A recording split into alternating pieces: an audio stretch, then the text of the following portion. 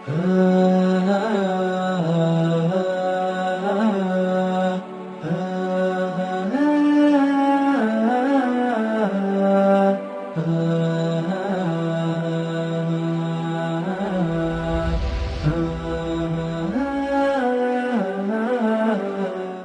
الله الرحمن الرحيم نحمده ونصلي على رسوله الكريم الحمد لله والصلاة والسلام على سيدنا محمد وعلى آله وأصحابه أجمعين وبارك وسلم تسليما كثيرا كثيرا رب اشرح لنا صدورنا ويسر لنا أمورنا واحلل عقدة من لساننا يفقه قولنا. Assalamu alaikum wa rahmatullahi wa barakatuh. To all of our viewers, we extend the eternal and the universal salutation of peace.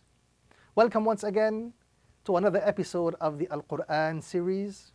We begin first of all by praising Almighty Allah, by thanking Him, and by elevating His name as He ought to be elevated. Once again, we are here for another episode of this educational program. We do hope and pray that Almighty Allah makes it a means of inspiration, motivation, and education for us all, insha'Allah ta'ala. Allah subhanahu wa ta'ala, in His infinite grace and mercy, has indeed blessed us with Al-Quran. And it is our duty to be able to read the Quran and derive the mercies of Almighty Allah via the means of the Quran. In one verse of the Quran, Allah subhanahu wa ta'ala mentions, if we look at this verse, which comes from Surah As-Sad, verse 291, Allah subhanahu wa ta'ala mentions, كِتَابٌ أَنزَلْنَاهُ إِلَيْكَ مُبَارَكٌ لِيَدَّبَّرُوا آيَاتِهِ وَلِيَتَذَكَّرَ أُولُو الْأَلْبَابِ. Allah subhanahu wa ta'ala has mentioned in this particular verse, Surah Sad, chapter 29, that verily Allah subhanahu wa ta'ala, He has sent down a book. And this is such a book, the Quran, that we have sent down upon you, O Muhammad sallallahu alayhi wasallam, which is indeed full of blessing, so that they may ponder over its verses, and that men of understanding may be able to take heed and may be able to remember Allah subhanahu wa ta'ala. So Allah subhanahu wa ta'ala has given us the Quran, a most beautiful book. And from that, if we were to ponder over the verses of the Quran, and if we were to ponder over the message of Al-Quran, it is indeed a very, very good source of, for us to remember Allah subhanahu wa ta'ala, a very good source of us to take heed and also to understand the mission that Allah subhanahu wa ta'ala has sent us for in this world. In the hadith, the Prophet sallallahu alayhi wasallam, he has mentioned that learn the Quran, learn to recite the Quran, for indeed the parable of the Quran for the one who recites it and stands with it in prayer is like that of a bag full of musk whose scent fills the air all around. On the other side, the parable of the one who learns the Quran and then sleeps while the Quran is in his memory is like that of a bag containing musk that has been tied shut. So if a person has been blessed by Allah subhanahu wa ta'ala to have learnt the Quran, then that person should be very punctual about regularly reciting the Quran, because the blessings of the Quran emanates from the Quran and disperses across the face of the earth.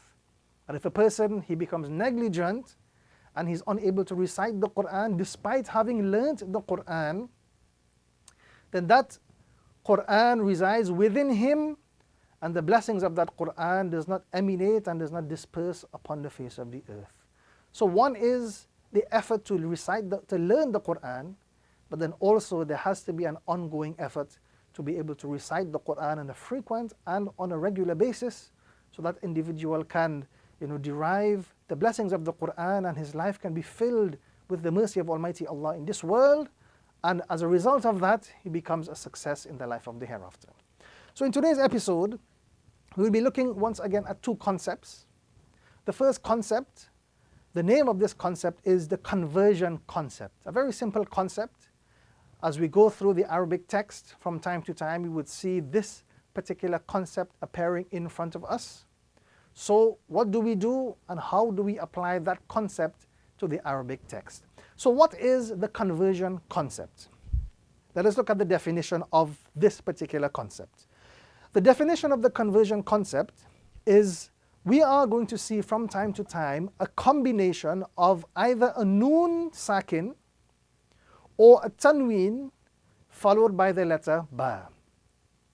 Noon sakin, which is the letter noon upon which a sukun appears. That letter upon which a sukun appears is called sakin. So the noon which has the sukun on top of it is called a noon sakin. So if we are seeing a combination where we are seeing a noon sakin followed by a ba, the conversion concept would apply. Or if we see a tanween, either tanween fatha, tanween kasra, or a tanween dhamma, which is then immediately followed by a ba, again, in that combination, the conversion concept would apply. So this is the definition of the conversion concept. A noon sakin followed by a ba, or a tanween followed by a ba, and this combination is called the conversion concept. What is the rule? So what should we do?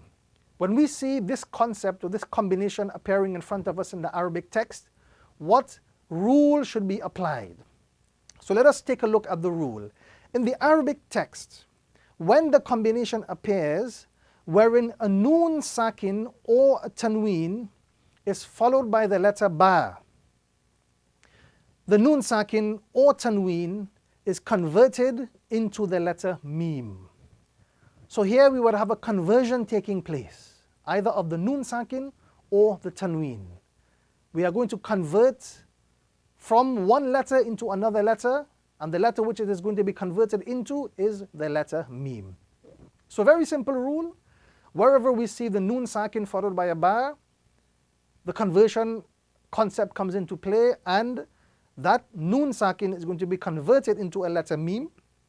Also, if we see a tanween followed by the letter ba, the concept of conversion is going to come into play, and the tanween is now then going to be converted into the letter mim. A very simple concept. So now let us look at some examples which would make it a lot simpler to grasp the concept and how to apply it to the Arabic text. So these are some examples of the conversion concept. And these examples, we are going to see the noon sakin, and it is going to be converted into the letter mim. So the combination we are looking for is a noon sakin followed by the letter ba. So let us analyze these examples and apply that concept to the Arabic text. So the first example, we have two words. The first word, mim, noon, sukun kasra, gives us the sound min. The second word, ba, ain, sukun fatha, ba, dal kasra di, ba'di. So the two words, min, ba'di. So when we look closer, we can see that concept now appearing. The noon sakin, followed by the letter ba. So what is going to take place is that noon sakin is going to be converted into the letter mim. And if you can look on top of the ba, you will see a small mim appearing there. That is the mim which has been converted from the letter noon. So instead of reading min ba'di, the noon has now been converted to the mim. So we are going to be joining the first mim with the small mim that appears on top of the letter ba. So we are now going to be reading mim ba'di. Instead of min ba'di, we are now going to be reading mim ba'di. Mim, the first mim, is now going to be joined to the small mim which is appearing on top of the ba, because the noon has now been converted. So it is as though the noon is no longer there. And we apply that concept to the text. The pronunciation we get is mim ba'di as opposed to min ba'di. We analyze the second example. Again, here we see two words, mim, noon, sukun, fatha, man. Second word, ba, fatha, ba, kha, kasra, khi, lam, fatha, la, bakhila. So the two words, man bakhila. But again, if you were to look closely, we see the concept appearing before us. Noon sakin, the letter noon has a sukun on top of it, so it is called noon sakin, and it is now followed by a ba. So we apply the rule. The rule is the noon must now be converted into the small meme that we are seeing here appearing on top of the letter ba. And when we are reading, instead of reciting man bakhila, the noon has been converted, so it is as though the noon is no longer there. So we are going to be joining the first meme with the small meme that is appearing on top of the ba, and we are going to be reciting and pronouncing man bakhila as opposed to man bakhila. We analyze the last example. Here again we have two words, meme, noon, sukun kasra min. This is the first word. The second word, ba, ya, sukun fatha bay, noon kasrani, bayni. So the two words, min, bayni. But when we look a little bit closer, we can see the concept appearing before us. We have the noon sakin, the noon with the sukun on top of it, which is called the noon sakin, followed by the letter ba. So we apply the rule, the noon is now converted to the small meme we are seeing appearing on top of the ba, and we would join the first meme with that small meme which is on top of the ba. So instead of saying min bayni, we are now going to be reciting mim bayni. The noon has been converted, so it is as though the noon is no longer there, and we are joining one meme with the second meme. Mim bayni. Let's look at some examples of tanween. Again, this is the concept we have been discussing. Noon sakin followed by a ba. Now we are going to look at tanween followed by the letter ba. So when we see the tanween and it is being followed by a ba, what we are going to do is that we are going to join the tanween with the small meme, which will be appearing in between both letters. So the tanween in this case is joined to the small letter meme. So let us analyze some of the examples. So the first example, we have two words again. Sad, meme, tashdid, dhamma, sum, and meme, tanween, dhamma, mun. Summun. This is the first word. Summun. The second word, ba, kaf, sukun, dhamma, buk, meme, tanween, dhamma, mun. Buk, mun. So the two words, summun, buk, mun.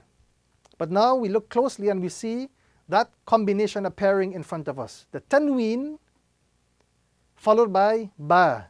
So the rule is we simply join the tanween to the small meme which is appearing on top of the small ba. So instead of reciting summun bukmun, we are now going to be reciting summum bukmun. So it is as though we are joining one meme with the small meme which appears on top. So instead of summun bukmun, we will be reciting summum bukmun. Let us look at the second example. Let us analyze this example. Here again we have two words, separate words, but we see the concept appearing in this formation. The first word, ha, lam, tashdid, kasra, hil. Lam, tanween, dhamma, lun. Hillun. First word. Second word, ba, kasra, bi, ha, lengthen, kasra, ha, dal, alif, fatha, dha, bihadha. So the first word, hillun. The second word, bihadha. On closer observation, we would see the formation in front of us. So that combination, the sukun, the tanween dhamma, which is on top of the lam, appearing. Immediately after that, we have a ba. So we apply the rule, which is we join the tanween directly onto the small meme which is appearing in between both words. So instead of reciting hillun bihadha, we are going to be reciting hillum bihadha. Hillum bihadha, where we are now joining the tanween dhamma to the small meme before moving on to the next word. The last example, again two words, ayn fata'a, lam, ya, sukun, kasra, li, meme, tanween, dhamma, mun, alimun. Finally, the last word, ba, kasra, bi, ha, lengthen, kasra, hi, bihi. So the first word, alimun, the second word, bihi. On closer observation, we would notice the combination. Mim with a tanween dhamma, after which immediately there appears a ba. So again, the concept, we join the tanween onto the small mim which appears between both words before moving on to the second word. So instead of reciting alimun bihi, we are going to be reciting alimum bihi, alimum bihi, and this would give us the proper pronunciation when we apply that concept to the Arabic text. So now we move on to the second concept of today's lesson. The second concept is how we pronounce the word Allah. Now we look at the definition. In the Arabic text, the word Allah can either be pronounced with a round sound or a flat sound. So the question is, how would we know when we are going through the Arabic text and we see the word Allah, how would one know if to recite with a round sound or a flat sound?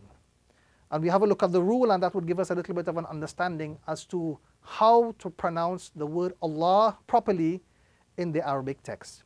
So firstly, the word Allah will have a round sound, and we would apply a round sound to the word Allah when a fatha or a dhamma comes before it.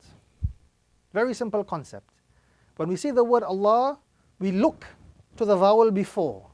If it is a fatha or a dhamma, we are going to apply a round sound to the word Allah.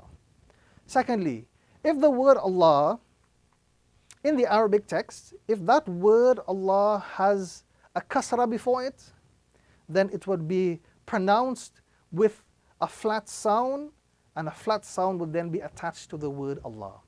So two very simple concepts. When we see the word Allah in the Arabic text, immediately we look to the vowel before. If it is a fatha or a dhamma, the word Allah would be pronounced with a round sound. If it is a kasra, then we attach a flat sound to the word Allah.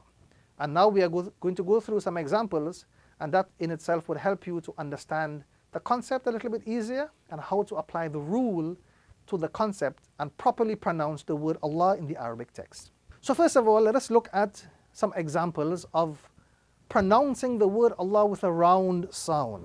Okay? Remember the rule, the round sound would be applied when a fatha or a dhamma comes before it. So the first example, we have two words. We have the word Allah, but before that we have this word alif noon tashdid kasra in, noon fathana inna, and then we have the word Allah, Allah, inna, Allah. So now we are joining both words because we see the concept of the tashdid, so both words has to be joined. But what sound are we going to attach to the word Allah? If it is a fatha or dhamma, the rule is we attach a round sound, not a flat sound. So the correct pronunciation in this particular formation is that we are now going to recite Inna Allah as opposed to Inna Allah.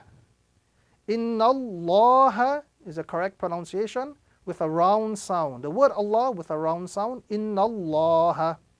We analyze the second example. Here we have again two words. The first word ha, za, sukun kasra hiz, ba dhamma bu, hizbu. And then we have the word Allahi.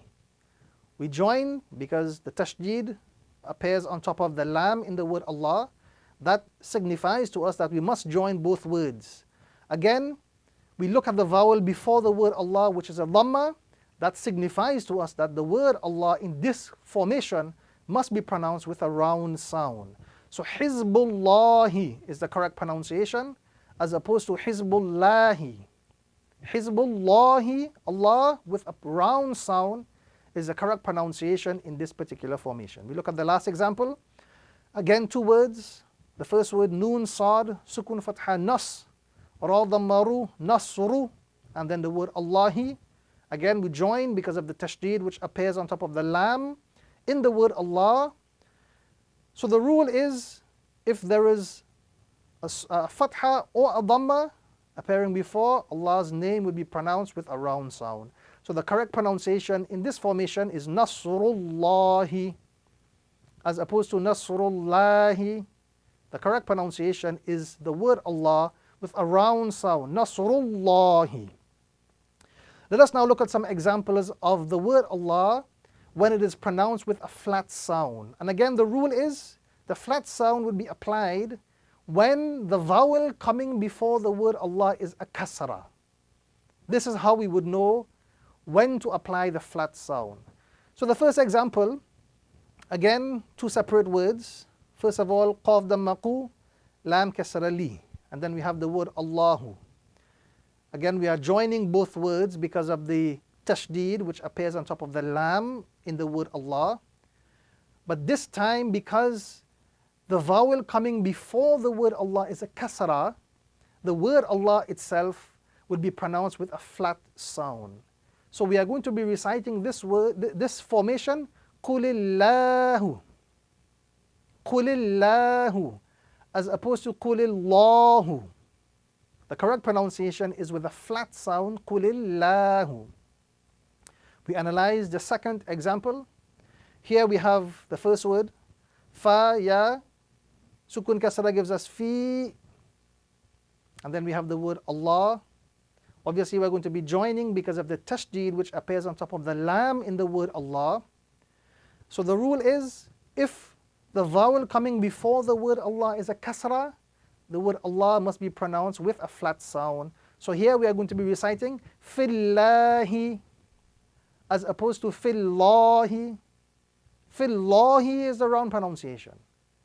Fillahi, this is the correct pronunciation, the flat pronunciation, because before the word Allah there is a kasra which signifies that the word Allah must be pronounced with a flat sound. And lastly, the last example here, we have ba, kasra bi, and then we have the word Allah, Allahi.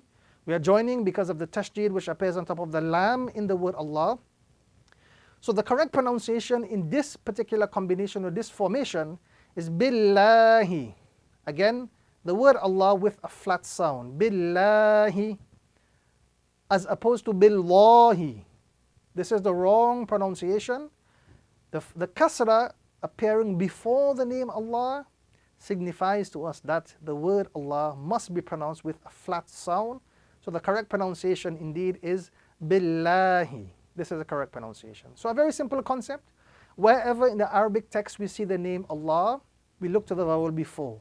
If it is a fatha or a dhamma, the word Allah would be pronounced with a round sound. If there is a kasra appearing before, then the word Allah will be pronounced with a flat sound. So that, my dear viewers, brings us to the end of this episode for today. Once again, we thank Almighty Allah for making it possible that we can have educational episodes like this. May Allah subhanahu wa ta'ala make it a means of our inspiration, our motivation, and our education.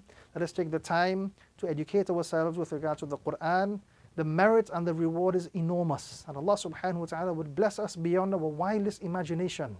And when we can recite the Arabic text, that sense of achievement that is derived from within, really and truly words cannot begin to explain.